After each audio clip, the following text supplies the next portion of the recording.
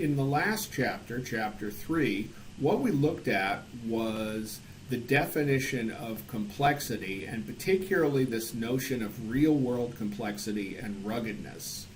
In this chapter, what we're just going to do is take a look at a few quick examples as to why it might make sense to conclude that the typical domains we research in business tend to be highly rugged. Let's begin by reviewing the indicators of ruggedness that we talked about in Chapter 3. Different approaches to fitness succeed. There are lots of different formulas for success. Inconsistent changes to fitness result when variables are changed in different contexts, which is to say the same solution does not work in every situation. Inconsistent research findings, a function of 1 and 2. Little changes sometimes make a big difference to fitness.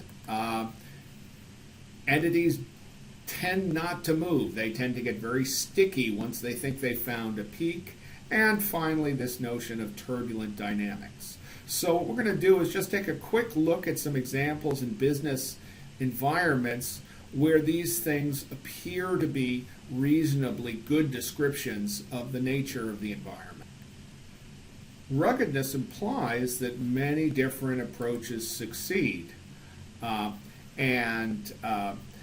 If you take a look at Michael Porter's work, which is widely known in business, in fact, there are a lot of approaches, he says, that work. You can have a broad focused and a lower cost. That's cost leadership.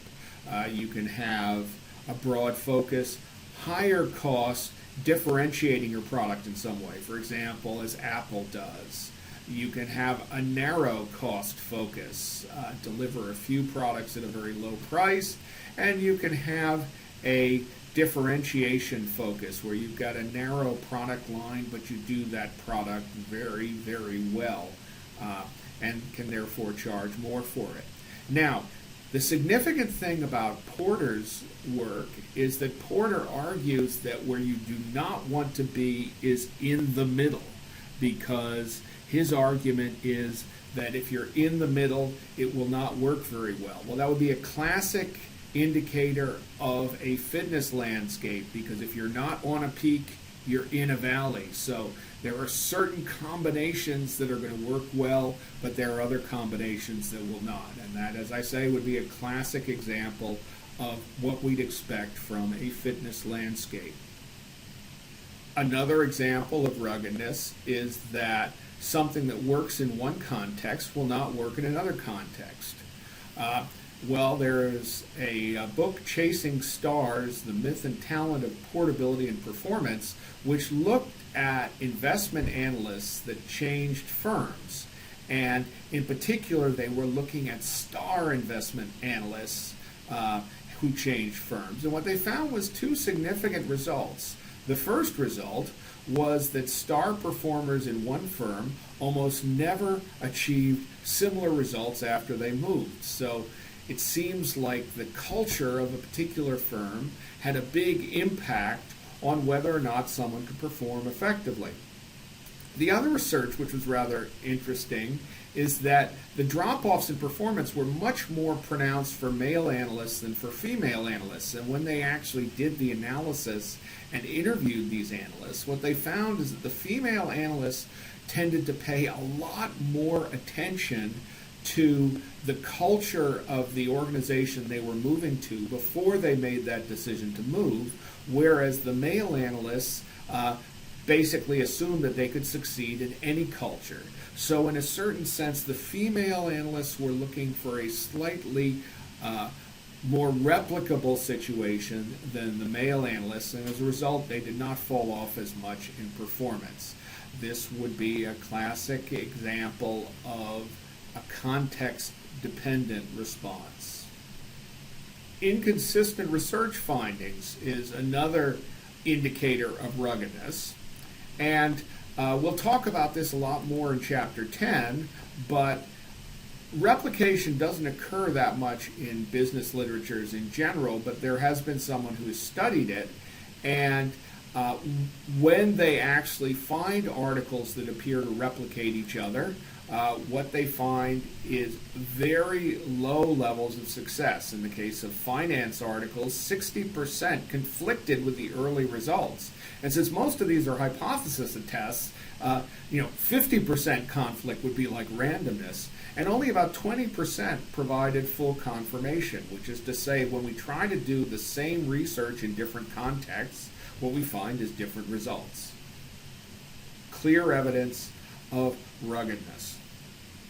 Where we seem to see small changes producing a big difference in outcomes or fitness, ruggedness is also likely the culprit. A good sort of example of this is the attempts to find the right formula for tablet computing. And there have been a tremendous number of attempts at this. They started as early as the 80s, where Wacom developed a graphics tablet that basically had a very narrow market. Then came along the Newton, a complete dud, proving that Apple does not succeed in everything it tries to launch. Then we started to see the Palm Pilot, which was a tablet, basically daytime organizer, and it was a fad for a while. People learned to write in that Palm Pilot language, but it faded relatively rapidly, and it really didn't succeed. If you take a look in 2002, we saw the tablet PC. Now, the tablet PC fits some people's needs very closely. I've been using tablet PCs literally since 2002. But overall, its success in the market was very, very limited. In 2007, we see the Kindle, one type of tablet, and the iPhone, both of which turned out to be very big successes. Even though they didn't have anywhere near the functionality, say, of a tablet PC. And finally, we had the iPad, which was the most successful consumer launch of all time, that was an absolutely huge success. Once again, by mixing a different set of attributes that can include the graphics screen, battery life, size, and so forth, finally hitting the sweet spot. And the thing is that when you have a rugged landscape, the sweet spot could be very narrow, and something that is similar may not have nearly the impact of something that hits it perfectly. Entities tend to cling to their local peaks in a rugged landscape because the potential for hitting a deep valley is very, very high. And there's plenty of evidence in business of companies that pursue a particular peak strategy too long. For example, if we take a look at some famous bankruptcies, we've got Kodak, which stuck with film longer than it needed to. We had GM, which stuck with traditional labor agreements and automaking philosophies, unable to compete with foreign competitors. We see airlines going bankrupt one after another. And we even see cities going bankrupt because they cannot move away from the behaviors that got them there, such as high-cost pensions and health care.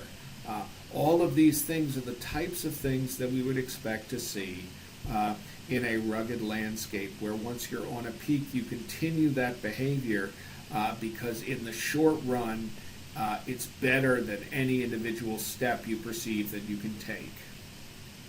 Our final indicator of ruggedness was turbulence, and I'm not going to spend any more time on this. Anyone who has looked at the markets over the past 5 to 10 years recognizes how volatile and difficult to predict they have been, and how their patterns of behavior keep changing. So let's just summarize the evidence that I have presented. Does business exist on a rugged landscape? Well, what we see is that many approaches to business can succeed, often applying very different philosophies. we see that what works tends to depend on the context, and things that work well in one context will not necessarily work that well in another, and vice versa. Research doesn't necessarily replicate, which means that coming up with generalizable rules is hard, just as you'd expect on a rugged landscape. Little changes can have a big impact on whether something succeeds or not, another indication of ruggedness. Resistance to change is commonly observed in many different contexts, and of course we are seeing turbulent dynamics.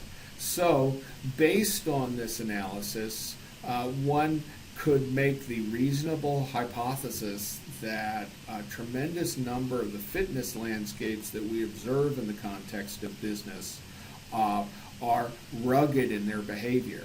And as we move into later chapters, we'll see some of the implications that this ruggedness might have on how we do our research.